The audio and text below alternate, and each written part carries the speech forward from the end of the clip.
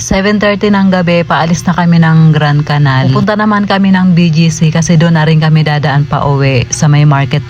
Taxi na nga lang kami papunta doon. From Grand Canal to BGC, 150 pesos din yung binayaran namin. First time ko nga lang bumiyahe dito sa Taguig ng gabi, lalo na dito sa may McKinley. Gumamit pa nga kami ni Geraldine ng Google Map para hindi kami mawala. 2 kilometers nga yung layo ng BGC galing dito sa may Grand Canal. Halos lahat nga ng madaanan namin, puro may pailaw na sila. Kaya tuwang-tuwa din yung mga bata habang nasa biyahe nga kami. Hindi nga namin namalayan yung 10 minutes na biyahe bago nga kami makarating dito sa may BGC. Dahil nga sa makukulay na mga nakikita namin sa paligid. Pagbaba nga namin ng taxi, tuwang-tuwa kami nila Geraldine kasi nga parang nga kaming nasa ibang bansa katulad ng New York at saka Japan. Sobrang high class kasi niyan tingnan. Gulat nga kami ni Geraldine bakit may mga nag-uumpukang tao, yun pala tatawid pala sila. Ang lawak kasi ng tawiran. Gusto rin sana namin mapuntahan ni Geraldine dito yung night market. Hindi ko alam kung sa kabila ba yun kasi kumanan kami gawa ng papunta nga kami ng market dahil dun yung sakaya. Papunta nga ng Alabang. Yung dalawang bata nga parang hindi sila napapagod. Nakakita nga kami ng fountain dito at nangunguna talaga silang pumunta. Binibiro nga sila ni Geraldine na pwede nga daw maligo dyan. Kaya si Talia ready naman talaga na susugod. Papunta nga dito sa may tubig. 10 minutes nga din muna kaming tumambay dito kasi gustong-gusto nga tingnan ng mga bata.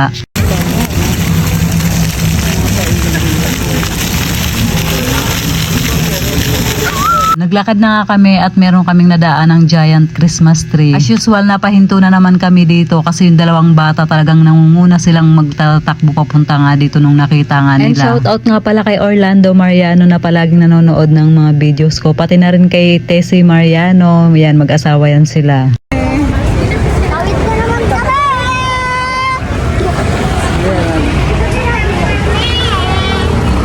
Mga bandang alas 8:30, umupo na muna nga kami dito. Tumambay din kami dito ng halos kalahating oras. Napagod din kasi yung paa ni Geraldine at saka ni Gerald. Sasa muna kayo. Dalawang bata tuwan-tuwa. Silang nag-enjoy talaga. Mga nakawala sa bahay. Lumakad na nga ulit kami, nadaanan namin tong mga stickers ng mga vloggers na galing na nga dito. Binibiro nga ni Geraldine si Tanta na meron daw ako dito. Kaya sabi nga ni Tanta, nasan nga daw yung sakin. Yan, meron dyan timpayaman.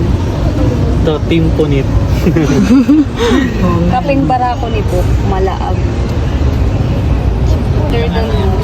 Moto Street pala eh. Lahat ng mga nagmumotor yata to. Alam nila.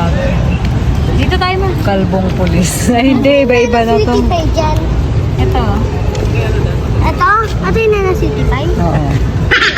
So yun nga, naniwala naman talaga si Tanta na may sticker nga ako doon. Kahit nga medyo malayo yung papuntang market, hindi rin namin masyadong naramdaman kasi nga nakakalibang din talaga yung dinadaanan gawa ng maraming ang pailaw. Pero si Talia nga hindi na rin nakatiis, nagpakarga na rin kay tito niya. Nakarating na nga kami dito, si Talia nagpababa kasi nakita niya yung carousel. Naging hyper na naman nga sila nung nakita nga nila to. Bumili nga dito si Geraldine ng 2 tubig habang yung dalawa nandoon nga sa may tapat ng carousel. Nakakita nga kami dito ng senior beer at bumili nga kami ni Geraldine. Nagutom na naman nga kami kalalakad kahit ang dami nga namin nakain sa Mang Inasal. Habang nag-aantay nga kami sa quesadilla na niluluto pa, si Talia napapasayaw siya dun sa kantaan dito sa harapan namin. May singer, may dancer.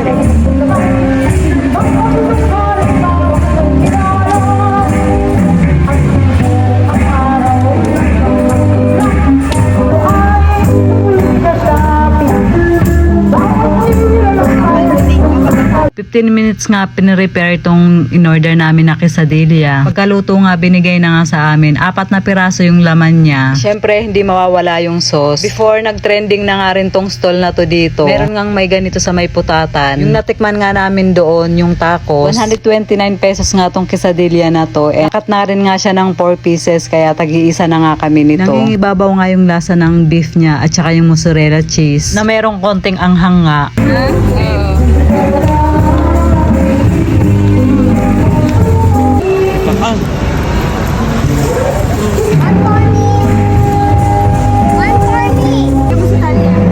Ano masasabi mo? Sarapan siya.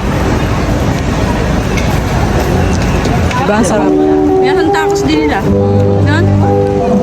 So yan guys, after nga niyan, umuwi na kami, buti na lang kamo at meron pa kaming nasakyan. Dito nga kami sa bus sumakay, diretso na nga to ng Alabang. 11 na nga kami nakauwi ng bahay. So yun na guys, hanggang dito na lang po yung ating video for today. Maraming salamat po sa inyong panonood. Mag-iingat po kayo palagi. God bless and babush!